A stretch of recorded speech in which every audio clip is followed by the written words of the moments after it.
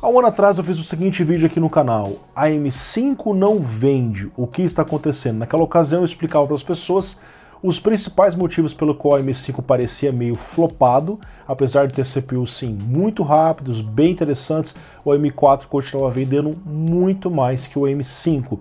A AMD tentou fazer cortes de preço na Black Friday, manter os cortes de preço, antecipou CPUs que normalmente não chegavam no lançamento, Final F, CPUs sem o X, mais interessantes, trouxe os X3D bem no início, também não acontecia no M4, e mesmo assim a plataforma não andava, e o motivo era bem simples. O ecossistema do M5 ainda era muito mais caro, DDR5 e placa-mãe.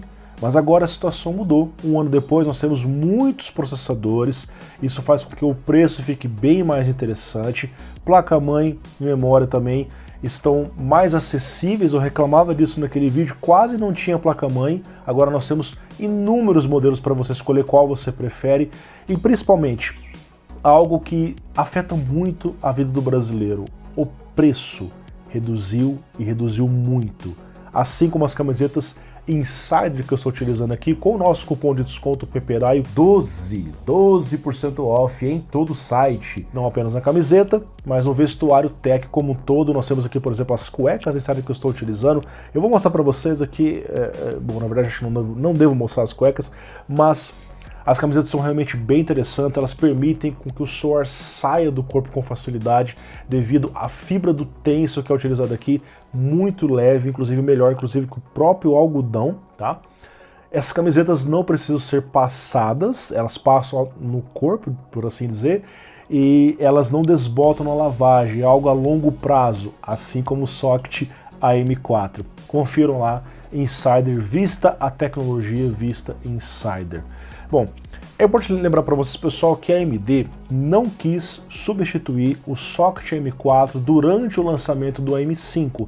A ideia foi que o M4 ficasse como uma opção custo-benefício, com centenas de CPUs, desde os Atom até os 59, 50X ou 50X3 que continuou fazendo frente mesmo em relação aos Ryzen 7000, enquanto que os Ryzen 7000 ficaram destinados a oferecer o melhor do desempenho que ela tinha a oferecer, por mais que o custo era alto, até porque a AMD sabia que não seria fácil a adesão para o DDR5. O DDR5 era caro, diferente da última transição entre DDR3 e DDR4, quem impulsionou isso foi a Intel, e a Intel tem um mercado maior, queira ou não.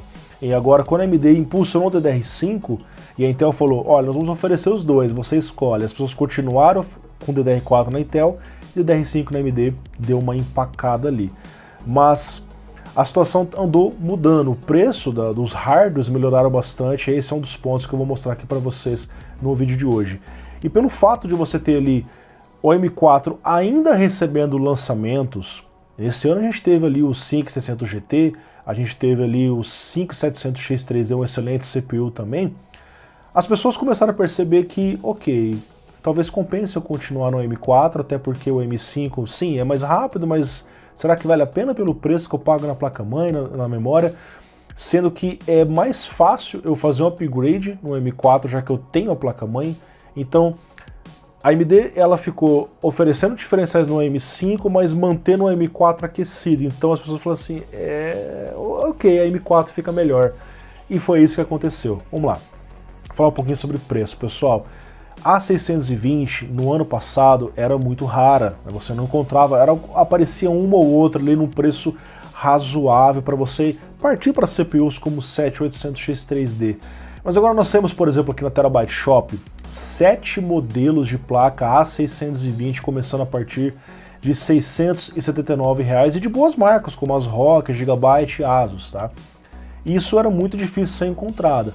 Dessa lista, a A620 DS3H é a melhorzinha, ela vem com 4 slots de memória RAM, dissipador no VRM e o botão Key Flash Plus para regravar BIOS por pendrive, e está custando aí na faixa dos 949. Sim, ainda mais cara que uma A520, que você acha aí uma boa A520 entre 400 a 550 reais, mas cara, já tá melhorando, né? Essas placas, quando tinha, era mais de R$ 1.000 e raríssimas opções. Na Pichau, a coisa está até um pouco melhor. A gente vê ali as A620 a partir de 699 E essa mais barata é uma da MSI, com várias fases, inclusive 3 anos de garantia no Brasil. E a melhor que eles têm é uma das ROG, A620M Pro RS, com 4 slots de memória, dissipador para SSD M2 e dissipador no VRM, botão BIOS flashback. E o mais importante, o uso de DRMOS, não é MOSFET comum. Então é uma placa mais bombada. Inclusive eu tenho, ela tá até aqui atrás, ó, só que a versão ATX dela que vai ter review no canal, a versão Micro ATX é bem parecida. E aí, normalmente quando as pessoas me perguntam aqui no canal, de todos os CPUs Ryzen 7000, o que eu mais indico é o 7800X 3D, porque ele é um CPU que é muito frio, nível do i5, tá? Só que desempenho de 9, ele bate o 14900K, é absurdo, e o consumo dele fica ali a 80 watts no máximo. Eu já mostrei isso em testes. Ele, por mais que tá lá, Max TDP 120, ele não passa de 80, cara. Ele realmente é impressionante esse processador. E aí, eu tenho sugerido que as pessoas coloquem placas mais simples, mesmo uma A620 dá conta. Isso porque, por incrível que pareça, a exigência de VRM dele é menor do que um Ryzen 5 7600X. Enquanto um 7600X exige por volta de 60 amperes, o 7800X3D exige por volta de 50, 52 amperes. Cara, é uma carga de VRM tranquila mesmo para placas mais simples, tá? E a gente vai trazer esse teste para vocês em breve aqui.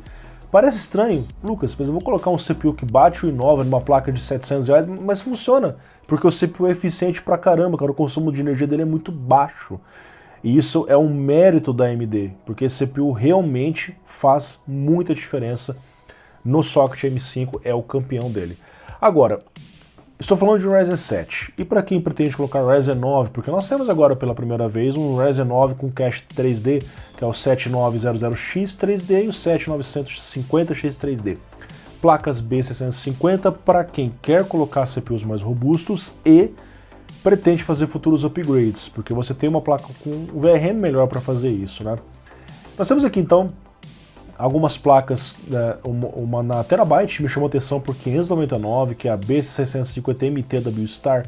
Só que é importante que vocês percebam que essas placas elas têm o chipset B650, só que a construção é nível A620, tá?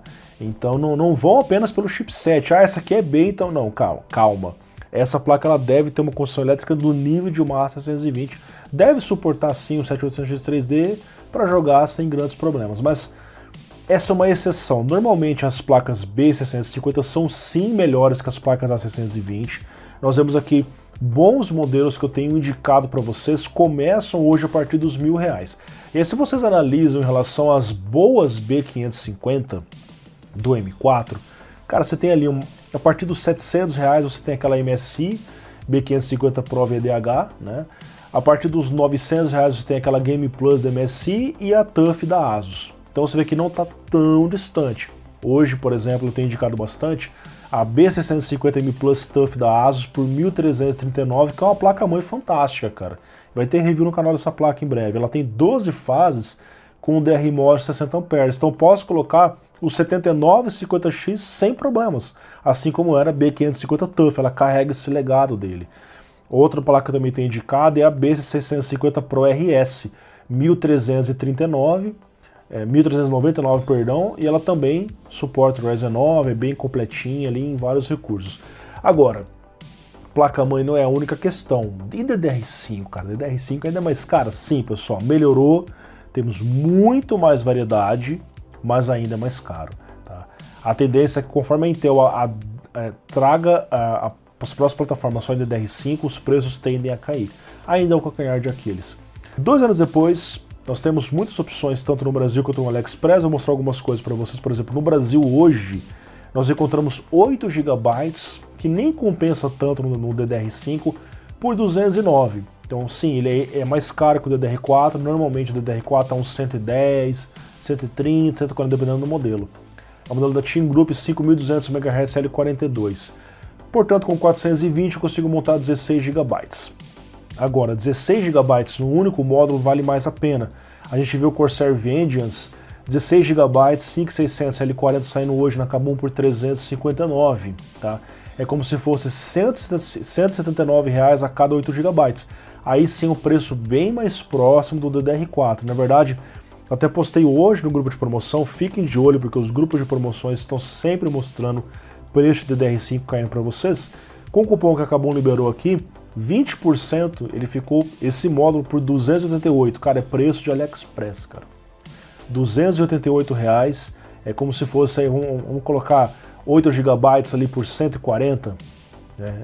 É o preço de DDR4, só que você está levando um DDR5 5600 com uma boa frequência. No AliExpress, a gente também encontra várias opções, aparece ali direto módulos, só que aí com frequências maiores, 6.400, 6.800, na casa dos 250, 300 reais, 16 GB já com os impostos inclusos, também temos sempre falado disso nos grupos de promoções. Então, o M5 ele já está mais viável. Tá? Isso porque os CPUs estão com preço mais interessante. Você pega o Ryzen 5 7600 hoje, 1.200, ele já apareceu por 1.100. Cara, o nível de desempenho dele é próximo do 5700X3D e ele custa menos. E tá numa plataforma que está começando agora, vai receber vários CPUs ao longo da vida do socket M5. Então, com essa diferença ali dos R$400 entre os 7600 e os 5700X3D, dá até para eu comprar o DDR5, né?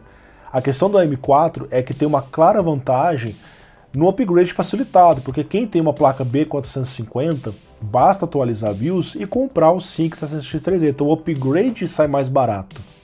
Para montar do zero, hoje já vale a pena partir para M5, dependendo do conjunto de placa-mãe e memória que você pega, tá? Especialmente nos CPUs como os Ryzen 5, que estão num preço interessante, e para quem quer altíssimo desempenho nível do i9, o 7800X3D. Pessoal, as vantagens do M5, o M5, como eu falei, está na primeira geração, tem muito pela frente. Desempenho nível da 14ª geração, então o desempenho está pau a pau com a Intel, e tem APUs muito poderosos para quem quer gráfico integrado, embora são APUs normalmente meio caras, como a 8700G, a 8600G está um pouquinho mais interessante. O M4, né, facilidade de upgrade, preço de placa-mãe do DDR4 ainda um pouco mais baixo, então na soma final ainda pode ser interessante manter o M4, e a AMD continua lançando CPUs, tá? Agora, caso você vá partir para M5, alguns pontos importantes para você levar em consideração. Opte sempre por placa-mãe com a opção de BIOS Flashback. É aquele botão que vem ou na parte de trás ou na placa-mãe para você atualizar a BIOS sem precisar colocar o CPU novo. Estamos na primeira geração e isso fez falta lá naquelas primeiras placas B350 e a A320, né?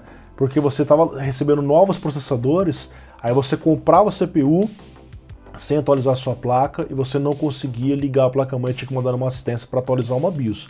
Boa parte das placas A620 estão vindo com esse botão, mas tem placas que não tem. Fica a dica para vocês. E VRM robusto, pelo menos ali 4, 6 fases. É claro que isso é meio genérico, tem fases que são melhores que as outras, claro, mas opte por placas com uma quantidade boa de fases e com dissipador no VRM, que isso mantenha a sua placa por um tempo maior com você, sem você precisar ficar trocando no futuro lançamento que a AMD certamente vai fazer nesse ano. Pessoal, espero que tenham gostado. A minha opinião sobre o M5 é essa. Quase 2 anos de lançamento, começa a ficar interessante. Nesse ano existe uma expectativa que a AMD lance o Zen 5, tá? Pode ser CPUs ali extremamente rápidos, especula-se que pode ter até absurdos 30% de IPC, eu acho que não vem tudo isso. Ainda assim, os Ryzen 9000 prometem, tá? No mesmo socket da M5 e começa a ficar bem interessante. Você sabe, quando lança uma nova geração, Ryzen 9000, a tendência é que os 7000 façam o quê? Caiam e fica mais interessante para todo mundo. Um grande abraço, muito obrigado e não se esqueçam, aproveite e utilize os produtos tecnológicos da Insider, uma empresa brasileira. Até mais, tchau, tchau.